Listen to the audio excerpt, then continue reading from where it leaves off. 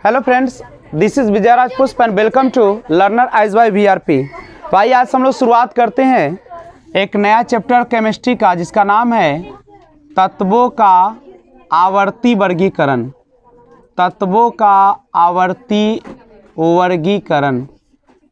ध्यान दीजिएगा, आप सभी लोग एक तरीका तो जानते हैं कि तत्व किसे कहते हैं। हमने कहा था कि तत्व वह पदार्थ है नहीं जो एक ही प्रकार के कणों से मिलकर बना होता है, और तत्वों को विभाजित नहीं किया जा सकता, लेकिन बाद में जाके इसको विभाजित किया गया। तो आइए हम लोग सबसे पहले बात करते हैं तत्वों के आवर्ती वर्गीकरण का। आवर्ती, आप सभी को पता है कि दो चीज होता है किसी भी आवर्त सारणी में, एक होता है उसका वर्ग और दूसरा होता है उसका आवर्त, यही ना होता है। और दो जो है, ध्यान दीजिएगा, दो आवर्त सारणी चलते, एक मेंडलीव का और एक मोसले का। तो हम लोग बात करते हैं मेंडलीव के आवर्त नियम के बारे में। मेंडलीव महोदय ने आवर्त के बारे में क्या कहा, तो ध्यान दीजिएगा, मेंडलीव का आवर्त नियम के बारे में हम लोग जानकारी प्राप्त करते हैं। ध्यान दीजिएगा, चूंकि ये जो मेंडलीव थे वह कहाँ के रहने वाले थे, रूस के रहने वाले थे। ठीक है, रूस के रहने वाले थे।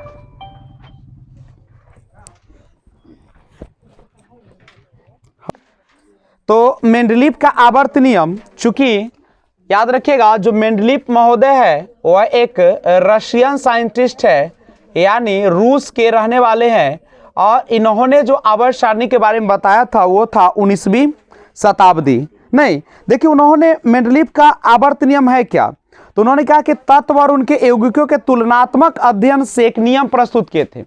यानी तत्व और, ध्यान दीजिएगा, पूछा मेंडलीव का आवर्त नियम क्या है, तो सिंपल समझिएगा कि तत्व एवं यौगिक, ठीक है, तत्व एवं यौगिक के तुलनात्मक अध्ययन से, दोनों के तुलना किए थे, तत्व और यौगिक के तुलनात्मक, यानी तत्व और यौगिक के तुलनात्मक अध्ययन से एक नियम पेश किया गया था, जिसे हम लोगों ने कहा मेंडलीव का आवर्त नियम।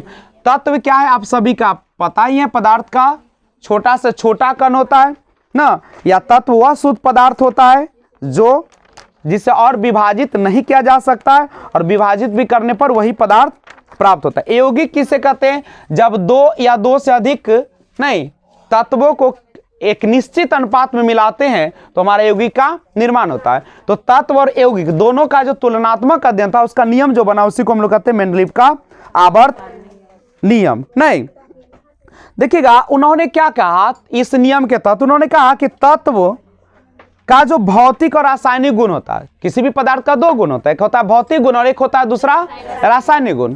तो भौतिक गुण और रासायनिक गुण जो होता है परमाणु भार के आवर्त फलन होता है। यानी मेंडलीव ने अपने आवर्त सारणी को जो सजाया था किसके अनुसार, तो उसके भार के अनुसार सजाया था। नहीं, और उन्होंने बताया था कि जो तत्व जो ये आवर्त होते हैं उसमें उन्होंने वर्ग की संख्या कितना बताया था, 9 नहीं, और 7 उन्होंने आवर्त बताया था। आवर्त की संख्या कितने बताए थे, बस याद रखिए कि मेंडलीव के आवर्त नियम में किसको एक कह सकते हैं कि मुख्य चीजें ली गई थी, तो भार को नहीं, कहता है कि परमाणु भार को लेकर उन्होंने बनाया था। जैसे अभी हम लोग पढ़ते हैं कि परमाणु संख्या के आधार पर न पढ़ते हैं कि हाइड्रोजन, हीलियम, लिथियम, इस तरीके से हम लोग पढ़ते चले जाते हैं आवर्त सारणी। तो उन्होंने जो बनाया था उसमें भार को लेकर बनाया था। ठीक है, दूसरी बात समझिएगा कि उन्होंने उस समय जितने भी तत्व ज्ञात थे, आज तक का तत्व जो भी ज्ञात था उसको तो शामिल किया, लेकिन जो तत्व उस समय नहीं पता था उनके लिए भी जगह को छोड़ दिया था, ताकि बाद में उसको भरा जा सकता है। लेकिन देखिए कोई भी जब आविष्कार होते हैं तो उसमें कुछ ना कुछ क्या होती, कमियां होती है, और इनमें भी कुछ कमियां थी, कुछ दोष था, जिसके कारण हम लोग मेंडलीव के आवर्त सारणी को छोड़ दिए। उसका मोसले का आएगा। तो क्या था समझिएगा, सबसे पहले कहता है कि जो इनका दोष था मेंडलीव के आवर्त नियम का, वो क्या दोष था, तो सबसे पहले कहा कि हाइड्रोजन का जो क्षार धातु है एवं हैलोजन जैसे दोहरा व्यवहार कारण दोनों वर्ग में रखा गया। यानी हाइड्रोजन में क्षार धातु का भी गुण था और हैलोजन का भी गुण था, और जिसके कारण क्या हो गया कि इसको दोनों वर्ग में रखा। तो एक ही तत्व को आप दो जगह कैसे रख सकते हैं, और जिसके कारण ये पहला दोष आ गया। दूसरा उन्होंने कहा कि समान गुण वाले तत्वों को अलग अलग रख दिया, जैसे कॉपर, आपका मरकरी, अर्जेंटम, टाइटेनियम, ये सारा जो था समान गुण था, नहीं, लेकिन कहता समान गुण वाले तत्वों को एक ही वर्ग में रखना चाहिए था उसको या आवर्त में, लेकिन उसको क्या कर दिया, अलग अलग रख दिए, जिसके कारण भी इनका दोष निकला एक और। उसके बाद उच्च परमाणु भार वाले तत्वों को कम परमाणु भार वाले तत्वों के पहले रख दिया गया। जैसे परमाणु भार पर सजाइएगा तो जिसका 2 होगा वो पहले आएगा, 4 होगा वो बाद में आएगा, लेकिन इन्होंने क्या कर दिया कि 4 वाले को पहले और 2 वाले को बाद में रखा, जिसके कारण भी यह क्या हो गया, फेल कर गया। कौन, तो उच्च परमाणु भार वाले तत्वों को कम परमाणु भार वाले तत्वों के कहां रख दिया, पहले रख दिया गया। तीसरा, समस्थानिकों के लिए इन्होंने स्थान नहीं दिया। अब 2 चीज होता है, एक होता है समस्थानिक और एक होता है आपका समभारिक। नहीं, तो समस्थानिक और समभारिक क्या है? समस्थानिक का मतलब होता है जिसका परमाणु संख्या गप क्यों करते हैं लड़की? तो समस्थानिक क्या होता है, तो इसका परमाणु संख्या क्या होता है, समान होता है, लेकिन परमाणु जो भार होता है वो क्या होगा, अलग अलग होगा।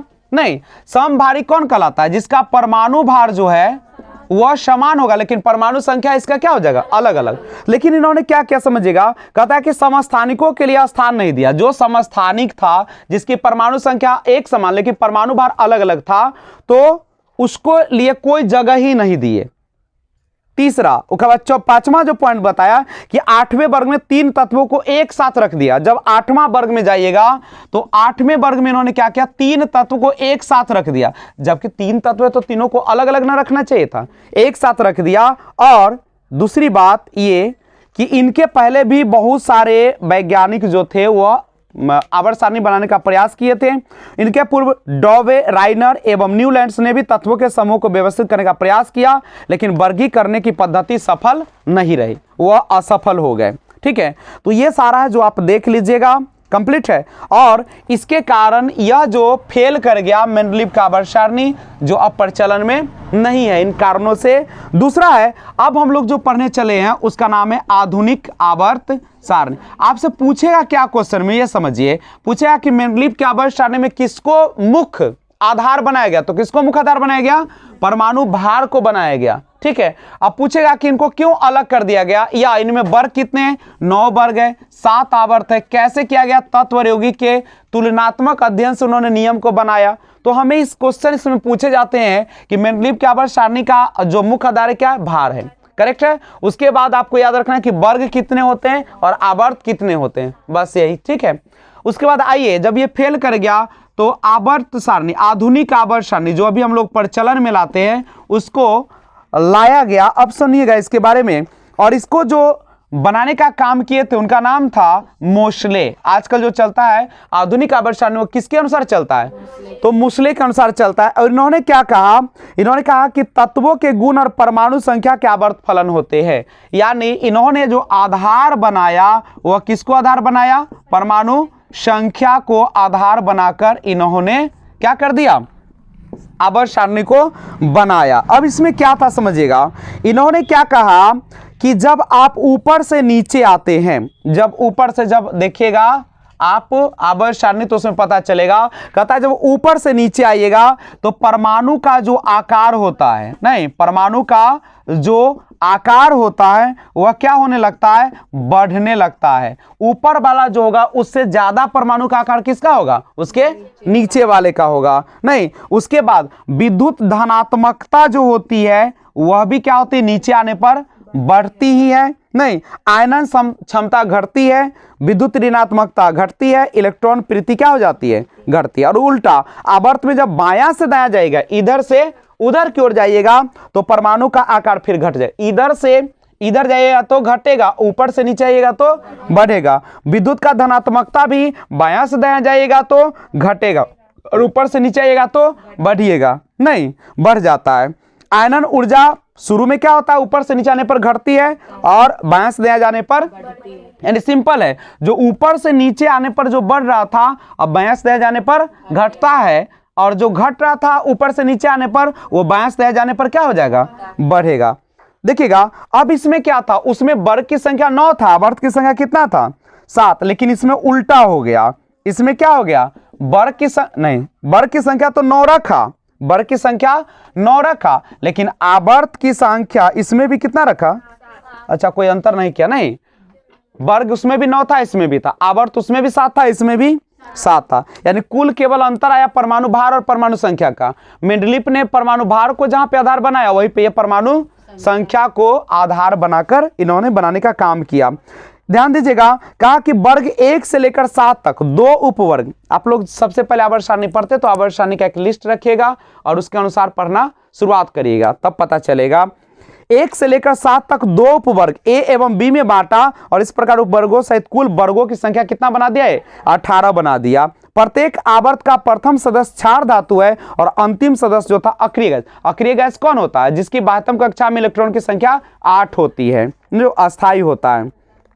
देखिएगा, लेकिन सिर्फ पहले आवर्त का पहला सदस्य हाइड्रोजन है, जो अपवाद है इसका ना, यह अपवाद है। कहने का मतलब है कि अक्रिय गैस है, लेकिन यह अक्रिय गैस हाइड्रोजन नहीं होता है। आधुनिक आवर्त सारणी में परमाणु संख्या 57 से लेकर 71 तक को लेंथेनाइट श्रेणी में रखा गया और परमाणु संख्या 89 से लेकर 103 तक को एक्टिनाइट। ये सब याद करना पड़ेगा आपको। पूछेगा कि 57 से लेकर 71 तक को कौन सा श्रेणी कहा जाता है, तो लेंथेनाइट, और 89 से लेकर 103 को एक्टिनाइट श्रेणी में रखा जाता है। ठीक है, ध्यान दीजिएगा। उसके बाद थोड़ा सा इस मुख्य पॉइंट को पढ़ लीजिएगा। आयनम विभव के बारे में हम लोग थोड़ा सा बात करते हैं। ठीक है, अब सुनो, कोई भी आपका एक परमाणु है, ठीक है, परमाणु है तो इसका कहीं ना कहीं केंद्रक होगा, न्यूक्लियस होगा, नाभिक होगा। नाभिक है और इसके चारों ओर क्या करता है? इलेक्ट्रॉन जो है से आपका चक्कर लगाते रहता है, ये ना चक्कर लगाता है।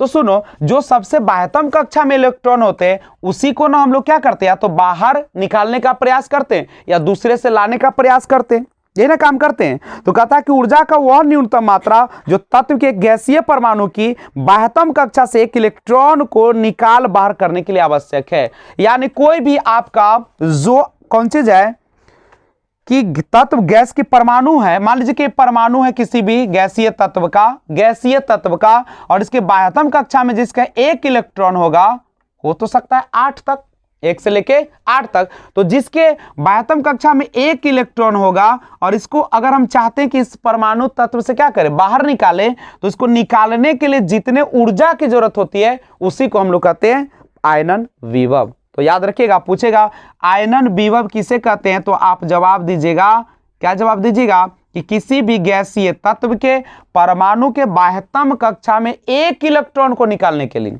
जितने ऊर्जा की जरूरत होगा उसी को हम लोग क्या कहेंगे? आयनन विभव कहेंगे। करेक्ट है? कोई दिक्कत है क्या इसमें? समझ में आया? आयनन विभव बाह्यतम कक्षा में एक इलेक्ट्रॉन को निकालने के लिए, हो सकता है मान लीजिए 3 इलेक्ट्रॉन है तो 1 इलेक्ट्रॉन, 2 इलेक्ट्रॉन, 3 इलेक्ट्रॉन, तो एक एक करके निकालिएगा। तो जितना ऊर्जा एक इलेक्ट्रॉन को निकालने के लिए चाहिए उसी को हम लोग क्या कहेंगे? आयनन विभव। दूसरा पॉइंट आता है इलेक्ट्रॉन बंधुता का। ध्यान दीजिएगा, अब सवाल उठता है कि जब उदासीन परमाणु है, कोई भी मान लीजिए कि उदासीन परमाणु उदासीन कब होगा? जब उस पर कोई आयन ही नहीं होगा, जब चार्ज ही नहीं होगा। तो जब उदासीन परमाणु एक इलेक्ट्रॉन ग्रहण करता है, मान लीजिए कि कोई एक उदासीन परमाणु एक इलेक्ट्रॉन को क्या कर लिया? ग्रहण कर लिया। तो ग्रहण करता तो उसके फलस्वरूप जो क्या होती है? ऊर्जा उत्पन्न होती है और ऊर्जा क्या करती है? इलेक्ट्रॉन को आपस में क्या करती है? बांध के रखती। तभी तो हमारा तत्व या यौगिक जो होते, तत्व जो होते किसी भी परमाणु का, वो क्या होते हैं? एक रहते हैं अवस्था में, नहीं तो स्वतंत्र होकर उड़ जाता। तो कहता है कि जब हम किसी भी इलेक्ट्रॉन को नहीं ग्रहण करते, एक इलेक्ट्रॉन को ग्रहण करते हैं और ग्रहण करने के फलस्वरूप उसमें तो ऊर्जा आएगी। जब ग्रहण करेगा तो ऊर्जा नहीं आएगी, जब निकालना होगा तो ऊर्जा तो देना पड़ेगा, लेकिन जब हम ग्रहण करेंगे तो हमको हमारे पास ऊर्जा आएगा। तो जो ऊर्जा आती है वही कहलाती है इलेक्ट्रॉन बंधुता, जिसके कारण कोई भी तत्व या जो होते हैं वह क्या होते हैं? आपस में बंधे रहते हैं और उसका अस्तित्व होता है, वो स्वतंत्र अवस्था में नहीं रहते। नहीं, अब समझिएगा। अब कहता है कि सबसे ज्यादा इलेक्ट्रॉन बनता है, माने सबसे शक्तिशाली जो होता है, जो अपने इलेक्ट्रॉन को बांध के रखता है, वो होता है 7a के तत्व। वर्ग 7a का जो तत्व होता है वह बंधुता उच्च होती है। सबसे अधिक इलेक्ट्रॉन बंधुता हो जाती है क्लोरीन की होती है। दोनों याद कर लीजिएगा कि वर्ग 7a के तत्वों की इलेक्ट्रॉन बंधुता उच्च होती है और सबसे अधिक इलेक्ट्रॉन बंधुता जो होती है किसकी होती है? क्लोरीन की होती है। और एक पॉइंट और पड़ेगा, विद्युत ऋणात्मकता क्या होती है? ठीक है, देखिए, जब भी आप किसी इलेक्ट्रॉन को अंदर खींचते हैं तो वह कहलाती है विद्युत ऋणात्मकता, और जब बाहर फेंकते हैं तो वह क्या कहलाती है? वो धनात्मकता। यानी अगर मान लीजिए सोडियम है, सोडियम का परमाणु संख्या 11 है, इलेक्ट्रॉनिक विन्यास होता है 2 8 है, इसके बाह्यतम कक्षा में कितने इलेक्ट्रॉन है? 1। ये चाहेगा कि 1 इलेक्ट्रॉन को त्याग दे, और त्याग देने से क्या होगा कि अंतिम कक्षा में 8 इलेक्ट्रॉन आ जाएंगे, और जब अंत में 8 आ जाएंगे तो क्या हो जाएगा? वह अस्थायी हो जाएगा। हर कोई चाहता है कि हम अपने अस्थायी रूप से रहे, नहीं। और तो यह क्या होगा, यह सोडियम जो होगा 1 इलेक्ट्रॉन का त्याग किया है, तो त्याग करेगा तो उस पर क्या हो जाएगा? विभव जो होगा से धनात्मकता होगा। लेकिन मान लीजिए क्लोरीन है, क्लोरीन के पास तो परमाणु संख्या 17 है, इसका इलेक्ट्रॉनिक विन्यास निकालेगा तो 2 8 7 आएगा। अब सोचो क्या यह 7 किसी को देगा? क्योंकि 7 क्यों देगा? इसको 1 चाहिए, तो यह बगल से क्या करेगा? जैसे NaCl आप बनाते हैं, नहीं नमक बनाते हैं, तो क्या करता है? क्लोरीन के पास बाहर 7 है और सोडियम के पास 1 है, यही ना। तो कौन देगा? ये दे दिया इसको, क्लोरीन को 1 दे दिया, तो इसके बाह्यतम कक्षा में अब 2 8 8 हो जाएगा, नहीं। और दोनों के मिलन से क्या होता है? साझेदारी से एक या तो साझेदारी तो करेगा, नहीं तो त्याग देगा, नहीं। तो ये त्याग देता है, तो आप क्लोरीन 1 ले रहा है, तो जो लेता है उस पर माइनस होते हैं विभव, और जो देता है उस पर प्लस, तो सोडियम हो जाएगा धनात्मक विभव, और ये जो हो जाएगा क्लोरीन हो जाएगा ऋणात्मक, और दोनों के मिलन से जो एक फॉर्मेशन होगा वो आपके लवण का फॉर्मेशन हो जाएगा, नहीं। तो ये है इलेक्ट्रॉन बंधुता। क्या समझ जाइएगा कि जब उदासीन परमाणु 1 इलेक्ट्रॉन ग्रहण करता है तो उससे जो ऊर्जा आती है उसको इलेक्ट्रॉन बंधुता कहते हैं। और अभी आपने देखा आयरन विभव क्या है, तो जब कोई भी नहीं गैसीय तत्व के परमाणु इलेक्ट्रॉन को क्या करता है? 1 इलेक्ट्रॉन को त्याग करता है, तो उसके लिए जो ऊर्जा की जरूरत होती है उसी को हम लोग कहते हैं आयनन विभव कहते हैं। सबसे अधिक इलेक्ट्रॉन बनता होते हैं क्लोरीन की, कंप्लीट है। और विद्युत ऋणात्मकता क्या है? आपको पता चल गया कि किसी तत्व के परमाणु को वह क्षमता जिससे साझेदारी की इलेक्ट्रॉन जोड़ी को अपनी ओर खींचता है, उसी को हम लोग कहते हैं विद्युत ऋणात्मकता। और सबसे अधिक विद्युत ऋणात्मकता होती है फ्लोरीन के, याद रखेंगे दोनों चीज। सबसे अधिक इलेक्ट्रॉन बनता कहेगा तो क्लोरीन, और सबसे ज्यादा विद्युत ऋणात्मकता कहेगा तो फ्लोरीन। निष्क्रिय गैसों का गलनांक निम्न होता है। निष्क्रिय जो गैस होते हैं जिसके बाह्यतम कक्षा में 8 इलेक्ट्रॉन होते हैं वो आपका निष्क्रिय होता है, ठीक है। तो ये वर्ग 4a के तत्वों का गलनांक उच्चतम होता है। तो ये सारा चीज है, तो हम इस चैप्टर को यहीं पे रखते हैं, ठीक है। और आधुनिक आवर्त सारणी के बारे में जो जानकारी दी गई है और आपका जो पुरानी है उसको देख लीजिएगा। केवल देखिएगा कि मेंडलीव का आवर्त नियम परमाणु भार के अनुसार वर्ग 9 आवर्त 7 है। उसके बाद आप देख लीजिएगा समस्थानिक और संभारिक, जिसके लिए वो अलग से जगह नहीं दिया। और आधुनिक आवर्त सारणी जो कि मोसले ने दिया है परमाणु संख्या के आधार पर है। इसमें क्या होता है, तो इसमें परमाणु संख्या के आधार पर इसको सजाया गया। इसमें भी वर्ग होते हैं 9 और आवर्त होते हैं 7। और विशेष जानकारी अपना लुसेंट से ले लीजिएगा। ओके, फिर मिलते हैं एक और वीडियो के साथ। अगर वीडियो अच्छा लगा तो लाइक शेयर कमेंट जरूर कीजिएगा और बेल आइकन को ऑल पे प्रेस कीजिएगा। Thanks for watching, keep watching. जय हिंद, जय भारत।